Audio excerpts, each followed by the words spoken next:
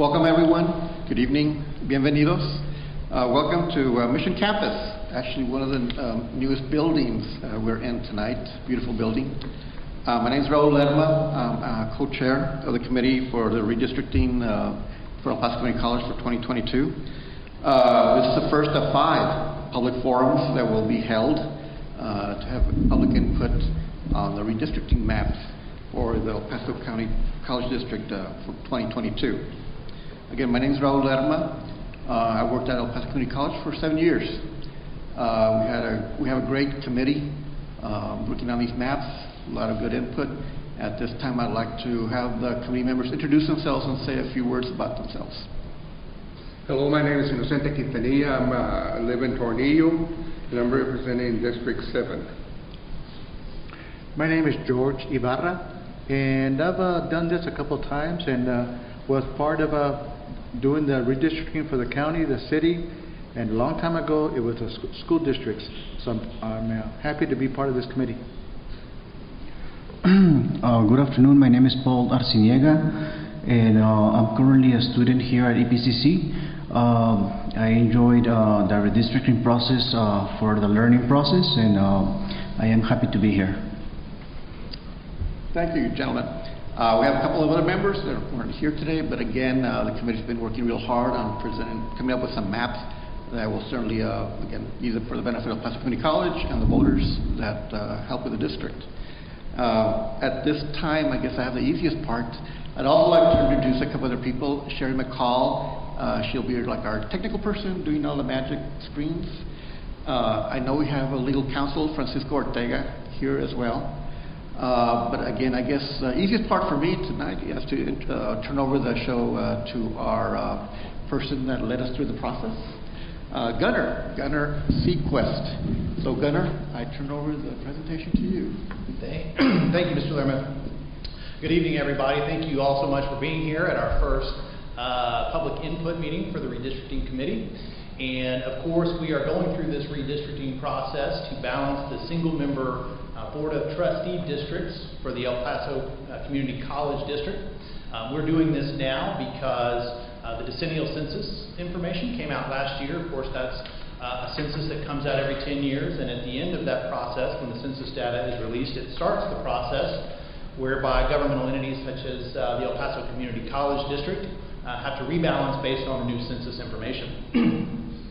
In this case, of course, the governing board is the Board of Trustees for the El Paso Community College, and they will be the ones who ultimately make a determination on what a new redistricting map looks like for the college. But in this case, they wanted very much to have public input, and so they have appointed our committee here today as an advisory committee to go through, to look at some maps, to propose some changes, and to make some recommendations to the board. And so the advisory committee, I know you've had an opportunity to meet a little bit the folks who are here, but just for those folks who are not here, we've had a lot of great participation from our committee members in several meetings that we've had so far. Ms. Emma Acosta, Mr. Daniel Bueno Jr., Mr. Brandon Burt, Joshua Carter Guerra, Julian Hita, Wesley Lawrence are all members of the committee who will be at some of these public input meetings. Of course, everybody has varying schedules, so it's not possible for everyone to be at each one, but we've had a great level of participation from all of our committee members, and we certainly appreciate, and I know the board really appreciates all the effort that they have put in. So when we're talking about redistricting the single-member districts for electing trustees, I think it's important to talk at the beginning about what does that mean? What actually changes? Well, what changes through this process is some of the boundaries for the single-member trustee districts. As I'll show you in a moment, the El Paso Community College is made up of 7 trustee districts and 7 board members elected from those districts. And so when we change districts, what we are changing is where board members are elected from and who votes for the candidates that are running, because you voters can vote only for candidates in the district where they live. And folks who want to run for the Board of Trustees must live in the district that they run for. So when we alter these districts, what it affects is who is able to run for a particular district trustee seat and who is able to vote for a particular district trustee seat. And just for those who don't know, I'm sure many of you do, this is the current Board of Trustees. As I mentioned, we have 7 districts here in the El Paso Community College District. Mr. John Uxer is the Board of Trustee elected from District 1. Mr. Brian Haggerty, who is the chair of the trustee board, is elected from District 2. Mrs. Belen Robles is elected from District 3. Ms. Cristina Sanchez, who is our board secretary currently, is elected from District 4. Dr. Carmen Olivas Graham from District 5 is the board vice chair. Ms. Nina Pina is the trustee for District 6. And then Ms. Bonnie Najera is the trustee from District 7. And let me show you what we are starting with. And so what you can see on the map on the screen here are the current trustee districts. These are the trustee districts as they exist before the redistricting process. As you can see, there are 7. The districts are each set out in different shaded colors here so that you can identify where they start and where they stop. And then we also have them numbered on the map here. And so what you'll see is Mr. Uxer's district in 1 is sort of on the far west side of El Paso. District 2 for Mr. Haggerty. Next to that, below that, District 4 for Ms. Sanchez. Above that, District 3 for Ms. Robles. And then District 5, where Dr. Graham is the trustee, is there in the middle, followed by District 6 for Ms. Pina, and District 7 for Ms. Najera.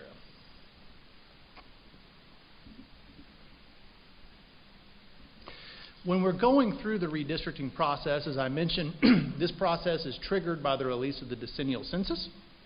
And so the ultimate exercise or the goal of the redistricting process is to balance the population in each of those Board of Trustee districts so that they are approximately equal. And this requirement comes from the 14th Amendment to the United States Constitution, and in particular, the one person, one vote requirement. And the reason that it is important to have rough balance between your population is that if you have districts that are significantly either underpopulated or overpopulated, that can have the effect of either devaluing or overvaluing votes in one district in comparison to another based on how many people are there. And so when we try to balance out to meet that one person, one vote requirement, we're trying to do our very best to make sure that everybody's vote counts in a roughly equal proportion. What the courts have told us in terms of that approximately equal population, based on where people live and based on where the census draws its blocks, which is the location where we get information from, or the smallest blocks that we get actual population information from, it's often not possible to draw exactly equal. So what the courts have told us is that under the one person, one vote standard, we try to get within a total deviation among the districts that is less than 10% in population. And the way we calculate that is by comparing the most populous district, based on the 2020 census data, and the least populous district to the ideal size district. And what an ideal size district is if we were to take the total population of the community college district and divide it by the 7 districts so that we could in fact get equal population across each of them, that would be our ideal size. In order to calculate the deviation, we take the most populous above the ideal size and the least populous below. We add those differences together, and that gives us the total maximum deviation, and that's the number that has to be below 10% when we're done with this process. And I have here just kind of a simple basic calculation. If we had a district that had only 4 single-member districts, and the total population was 40,000, that would mean that we would have an ideal district, 40,000 divided by 4 of 10,000. In our hypothetical here, if we look at our District A, it has 11,000, so it's 1,000 people above, or 10% above, versus our District D, which is the least populous, has 8,000, or 2,000 below, which is 20% below the ideal. So in this example, we have one district that the most populous district is 10% above the ideal. Our least populous district is 20% below. And the difference there is obviously 30%. That gives us a number that's clearly bigger than that 10%. So this hypothetical district here we know would have to go through the redistricting process. And for those of you who are not particularly fond of math or good at it, as this lawyer is, luckily we have computers to do all those calculations for us. Okay, This is the 2020 census data for the El Paso Community College trustee districts as they exist now. We call this our initial assessment. Some of the numbers that the census gives us. For total population in the district, we have 865,657 people as reported by the census count. Dividing that by 7 would give us an ideal size population for each district of 123,665. If we go and look at our district by district breakdown, what we see is that districts 1 and 2 are actually pretty close to the ideal. Our districts 3 and 7 are our districts that are overpopulated. They have heavy population. 3 is approximately 16.75% overpopulated, and 7 is approximately 16.71%. Conversely, our districts 4, 5, and 6 are each underpopulated. And so, for purposes of rebalancing the current districts to get to under 10% for purposes of the one person, one vote requirement, the exercise that the committee has really been looking at as what's the best way to get population, to move population out of District 3 and 7, to reduce that population a little bit, and then to fill that in across 4, 5, and 6 so that we have that roughly equal proportion across the districts. And so that's what we have been looking at. The committee has been working very hard on, and we have gotten some sample plans that we are here to present to the public for input this evening. We also have the voting age population information. This is a demographic breakdown. It shows us by ethnic and racial breakdown how the census numbers come out. And what we'll see is that, of course, each of the 7 districts in the El Paso Community College District right now are majority minority Latino districts. And so as we go through, I'll talk a little bit more about the Voting Rights Act, but one of the things we make sure is that we are, in undergoing this process, we are ensuring that any district or any map that is adopted complies with the Voting Rights Act and doesn't have any discriminatory effect on protected racial or language class voters. As part of this process, when we get to getting to maps, the committee, or excuse me, the Board of Trustees has adopted some criteria, legitimate redistricting criteria that the courts have given us to guide the process of redistricting. And what those criteria are is that in drawing maps, the committee and ultimately the board will try to use identifiable boundaries in order to serve as the dividing line between districts. Identifiable boundaries are major roadways, geographic features such as creeks, canals, golf courses, things that are easily identifiable to the population so that they're able to know where the dividing line between voting districts are, trustee districts are, so it's easy for them to know where they are voting and who they are voting for. Second, we try to maintain communities of interest in neighborhoods. For those neighborhoods who have traditionally been joined in a single district, we try to maintain that where it's possible. Of course, because we're moving population, there's always going to be some changes, and sometimes the way the census blocks are, that can cut along neighborhood lines, but we try to the best we can to keep neighborhoods and communities here in El Paso Community College District with shared interests together in the same precinct, trustee district. We also try to make adjustments using whole voting precincts if possible. Those are the election precincts that are set by the county. We try to keep those together because it avoids a situation where people vote in the same precinct but they are voting for different candidates or for different trustee districts, because then you have separate ballots and that can create some confusion. So we try to make sure to keep those voting precincts together where we can. Another criteria is that as we go through, as the committee goes through and does its work to rebalance the trustee districts, we are basing any plan that's drawn and that the board will consider on the existing districts. Again, that's just to preserve the familiarity and to avoid creating confusion in the vote for the voters and the changes that we make. What we are hoping for is to have any changes that are made have as little a disruptive impact on voting as possible. Again, under the one person, one vote standards, we are trying to adopt districts of relatively equal size. We are working on drawing districts that are compact and contiguous. That is, that the whole district is contiguous to itself and doesn't break up over areas that are not connected, and that are also compact, and so that they're not stringy. Again, in a way that makes them confusing to voters trying to understand which district they're in.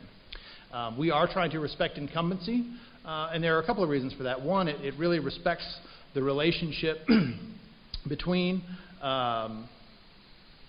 voters and their incumbent board members, and allows them to continue to be represented by those folks that they have chosen. So we try not to separate the elected officials from the voters that have chosen them. And then finally, as I mentioned, we narrowly tailor any plan to make sure we comply with the Voting Rights Act. Voting Rights Act, in particular, Section 2, applies to this process and is meant to ensure that any map or plan that is adopted doesn't have a discriminatory effect or adversely affect electoral opportunity for minority voters to elect candidates of their choice. Okay, so using those processes, the board has brought forth 2 example plans that it wants to present. Excuse me, the committee has brought forth 2 example plans that it is here to present for public input this evening, and we will be calling those committee plans A and B, and I'm going to show them on the screen here in just a moment, but we also have, for anyone, and we'll give an opportunity in a little bit to get up and have a closer look, large-scale maps, paper maps printed on the wall. And what you'll see in those maps is two versions of each plan. One of the maps shows the plan with road level detail, so you're able to go in and actually see where specific roads are in each individual districts. And then also the second map will show you the election precincts that make up each district. So if you want to see where your election precinct is, how it fits, we also have population numbers to show you the population in each one of those election precincts that are comprised of each of these plans. And so the first plan we have is Plan A, and the primary differences here you'll see in looking at these maps. We have the red lines here on the maps that show the original districts. We refer to those as benchmark districts. And so what you'll see is in this district, the changes primarily in Plan A are that District 1 takes in a little bit of population on the south side from what used to be District 4. District 2 is going to take in population that used to be part of District 3. And District 4 is going to take in some population of the old District 2, as well as the old District 2. And then we have District 3 here is taking in population, is giving up significant population to District 2 and District 5. And so let me, those are the primary changes there. We also have some changes in District 6, where it's taking in some population, where it's giving up a little bit of population to District 5, and then also taking in some population from the old District 7, and District 7 is giving some population to District 6. So what we see here is a shift that goes pretty much across the maps, again, ultimately resulting in taking population out of Districts 3 and 7, and then going across and filling in Districts 4, 5, and 6. And this map, which is also presented over on the wall over here, is going to show you each of the election precincts that are in the revised maps. If we look at the numbers for Plan A, what we'll see is, based on that plan, we've reduced the overall deviation from what was, when we started this process, around 33% down to 1.76%. And so Plan A is well within that 10% total maximum deviation and comports with the one person, one vote requirement.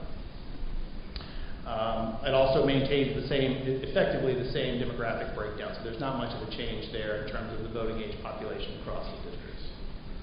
One additional discussion point for Plan A that the committee would like to have some input on is, in particular, the border between Districts 5 and 6 in this plan. There are 3 election precincts that there's been some discussion back and forth on about how best to arrange those, and in particular, You'll see they're highlighted in red on this screen here, and they're also labeled over on our maps on the wall, but in particular it is precincts 120, 122, and 121. And we have a few options as to how those might be configured between 5 and 6, as you'll see here. So for anyone who is particularly familiar with those areas or happens to live within any of those precincts, if you have any ideas about how best to or where those precincts best fit between districts 5 and 6, I know the committee would invite your comments on that and welcome your input in that regard. All right, Plan B is the other option by the committee. And again, moving population from 3 and 7 across 4, 5, and 6. You can see the changes where they occur, again, because the shading will come over those red lines to show you where that population has changed.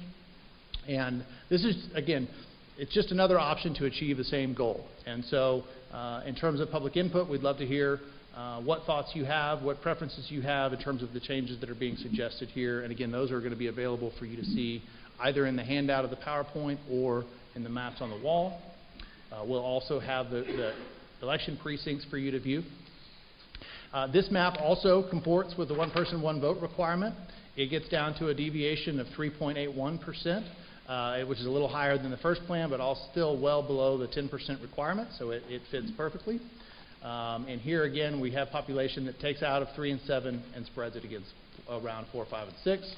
And once again, in terms of the demographic breakdown, voting age population is consistent among all these plans and with the current districts. So no disruption there. And so this will be the opportunity for folks to come up and give any kind of public input. We have 2 ways for you to do that. For anyone who wants to speak in person, we have a microphone. We'd invite you up to give comments directly. For those of you who may not want to get up in front of everyone and speak, we also have comment forms on the table outside. We invite you to fill out a comment form and make any of your comments that you'd like to in writing and submit those. And some of the questions for which the committee would love some input is, what about the plans do you like? What do you not like? Are there any other suggestions that you'd like to see in terms of where boundaries are, where an election precinct should go or not, and if there are any communities of interest or neighborhoods that you think the plan doesn't take notice of, and so or any other thoughts or input that you as the public might have. I know the committee wants to hear that and would welcome that input this evening. And so typically what we do before that process begins is we will give folks an opportunity. We'll take a 10 or 15 minute break, give folks a chance to go and actually look at the maps on the wall, make note of any input that they might have, where they are, other changes that they notice, and then we'll have you back up to make the comments that you wish to make, or to submit the comment card that you'd like to submit on that. This evening, I don't think we have anybody who's here to make public comments at this point. We'll forego that break, but typically that would be available. And then at the end of that process, we just like to let folks know what the next steps are so that they can follow along, and also because there will be other opportunities for public input as we go along. First, the committee will make its recommendation and finish this process by November the 18th. The board will be holding a public hearing at its Administrative Services Center on November the 29th. And so for anyone who didn't have an opportunity to get to one of these meetings here out in the public input session for the committee, you're still welcome. And even if you did make it, in fact, you're still welcome to go to that public hearing before the board and actually address the board directly on November 29th. After that process, the board will consider the committee recommendation as well as any public input, and then it'll be able to move forward with a final adoption of the map either on November 29th if it's ready, or at a subsequent meeting thereafter. So that process will be coming to a conclusion, and hopefully we hope everybody gets an opportunity, and we encourage everyone to make some public comments, to give their input, so that this board is as representative, as wide a voice here in the district as it can be. So we thank you for coming out tonight, and we look forward to hearing your input.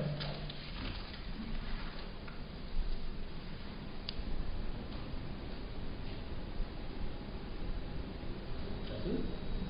Unless anybody else has any other comments or questions. I just want to thank Gunnar again for this fantastic presentation. Thank you for all your help during this process. Again, thank all the committee members that were present today. And I guess I really do want to thank Carrie Moe and the PCC administrative staff for helping set this up. I definitely want to thank the EPCC technical team for all your assistance and great job for being out here. As always, from experience, great job. And again, I believe this will be on tape, and you can go to go.epcc.edu/redistricting to see tape to this evening's presentation. Again, if you have any comments, as Gunnar said, there are a lot of opportunities. There'll be another forum tomorrow at the Northwest Campus, 6 o'clock. And again, if you're interested, please attend, and we look forward to speaking with you. And again, thank you all so much for being here this evening. Good night.